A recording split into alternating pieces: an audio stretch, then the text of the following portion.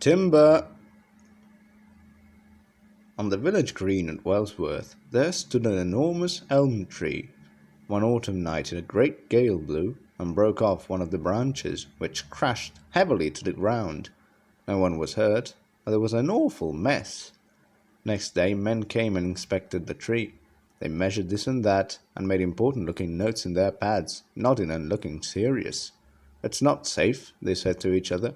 "It'll have to come down."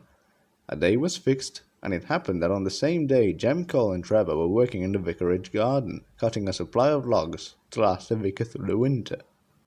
Trevor is an old green traction engine. Some years ago Edward helped to save him from the scrapyard. He persuaded the vicar to buy him, and now Trevor lives in the vicarage orchard.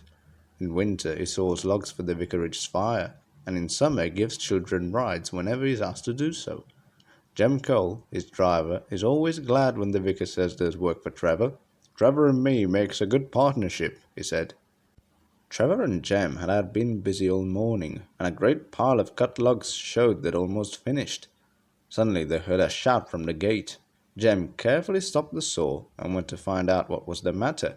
He came back with a great grin across his face. "The tree on the green's broken down," he said, "and they want to borrow you, Trevor, my lad.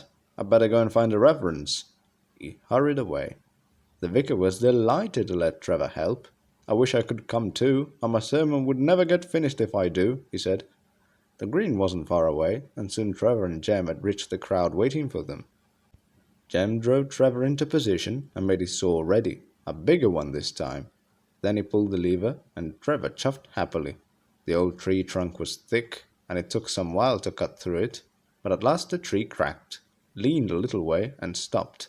Jem stretched out a brawny arm and pushed it very gently. "Timber!" shouted someone.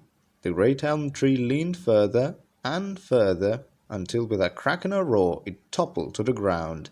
The breeze flew in all directions, and a great cloud of rooks, croaking crossly at being disturbed, rose from the tree nearby, and drifted about in the air like pieces of burnt paper. Trevor and Jem spent all next day cutting the fallen giant into smaller lengths, and dragging them close to the road, where a lorry could collect them. Then at last, the job well done. Trevor chuffed happily to his place in the vicarage orchard. "I enjoyed that," he said to himself, "just like the old days," and with a happy smile on his face, he fell asleep.